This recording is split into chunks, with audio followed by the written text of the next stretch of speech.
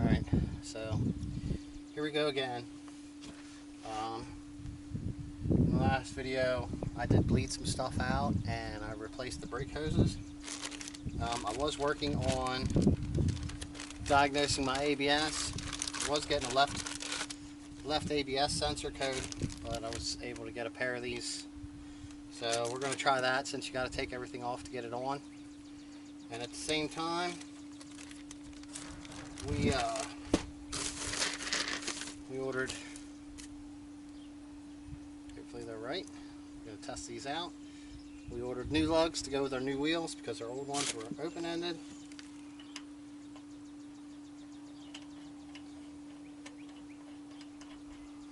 So they'll look perfect with our new wheels.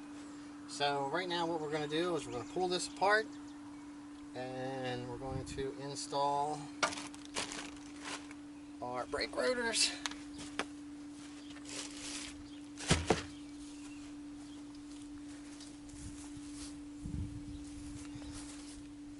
And our new front caliper that we have for this side. So let's see how this stuff works. Alright, so what I'm going to do now is I'm going to remove the brake caliper, and sometimes the best way to do this is to take a pry bar and get underneath here, and then you can collapse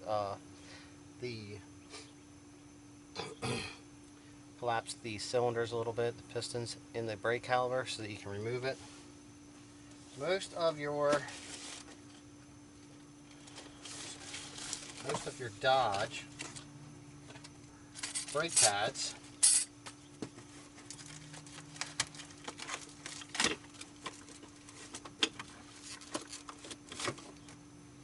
all seem to have these pins on the back, okay?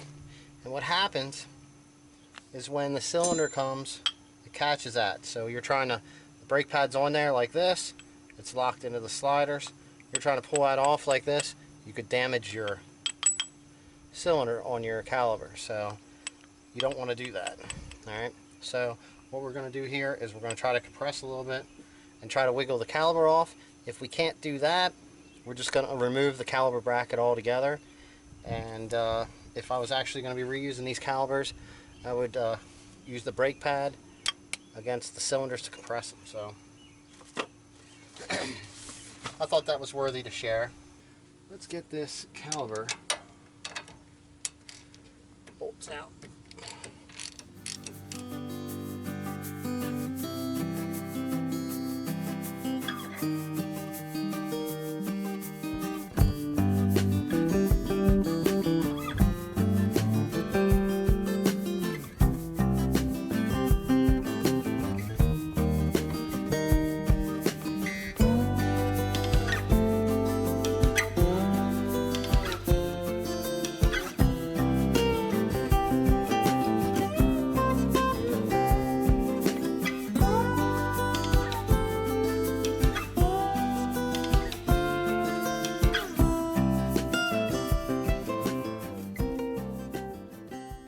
Caliper bracket's off. Usually you can tap here, and this rotor actually is loose.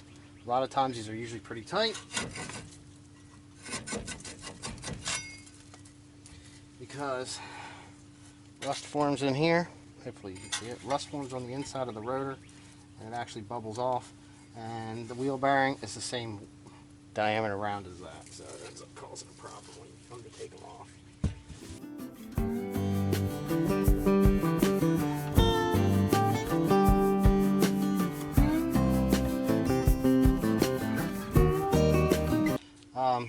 I found it better to just do this, especially on any of the larger trucks, especially on stuff that's like dual wheel. I usually try to put this stuff on here because of the way the wheels just seem to seize to the whole setup. Alright, so we have our nice new rotor here. What I'm going to do is I'm just going to dust the back with this. Just like that. Because I can grab the front and I can slide this here. Okay, that's it. right there. Now, we're going to grab the correct caliber for this side, and we're going to have to disassemble it from the bracket, and then we're going to get the bracket installed, and then we're going to stick our caliber on. Caliber, bleeder goes to the top.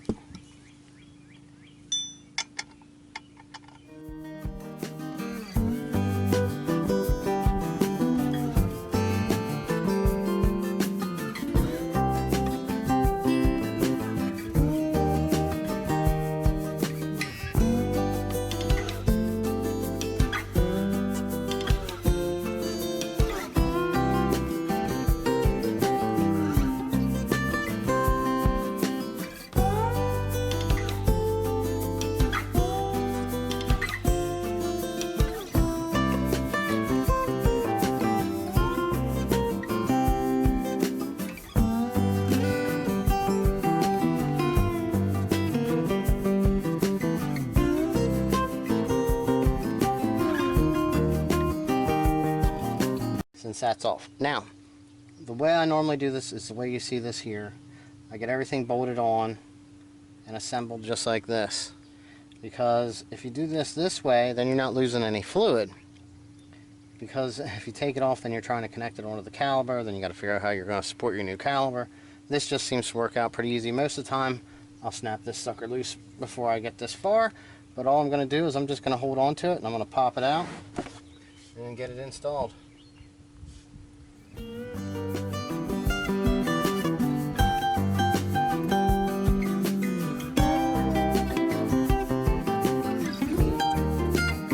Got the bleeder open right now. There's enough battery, you can see it. Basically what I'm doing is I'm gravity bleeding this. And basically just the fluid's running down through, and it's got to fill the caliper up some, and then go from there. But I'm going to open up the cap.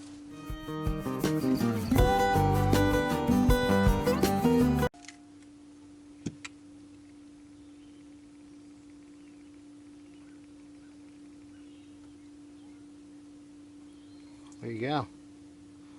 Good clear brake fluid. You see a couple bubbles there.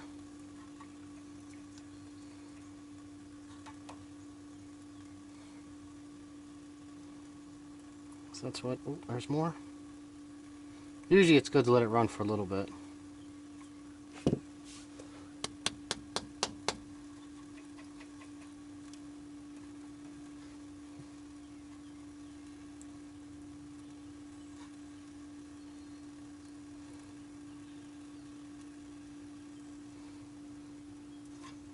Shut it off. That's usually it. When I'm by myself, I'll do that, and then I go over and I open it up, and then I'll pump the brake a couple times, and then I come back and open this up, see if any air bubbles come out. Maybe do that once or twice, and call it done. So we're going to do that one more time, and then we're going to get our wheel on.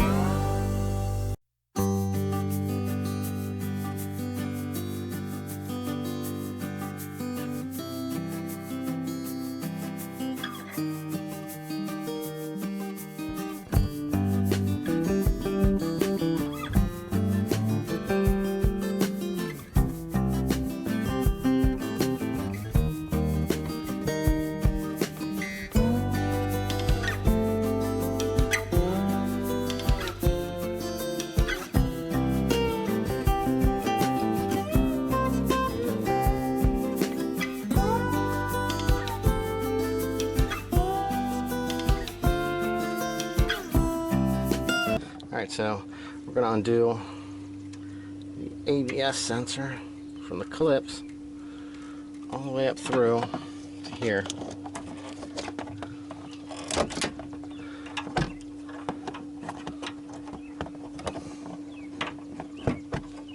Shoved it between the brake lines here at one time. We're going to undo all these here, and the reason why we're doing that is because our rotor is going to be hanging here. And it's just going to be a whole lot easier to do this now before the rotor's hanging. So, here we go.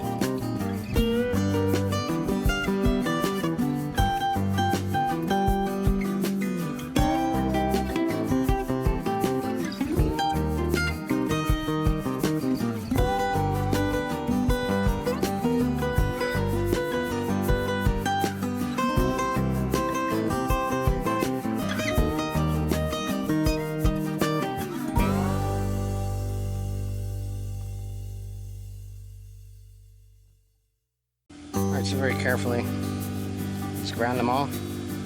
It'll slide on now.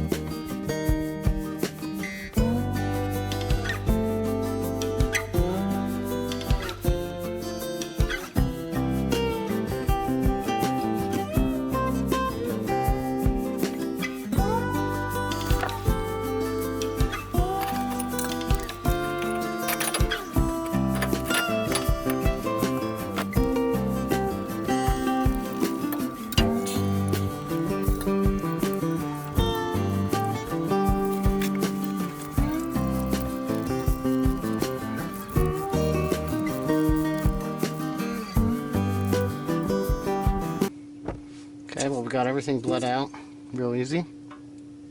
Our new ABS sensor isn't properly installed.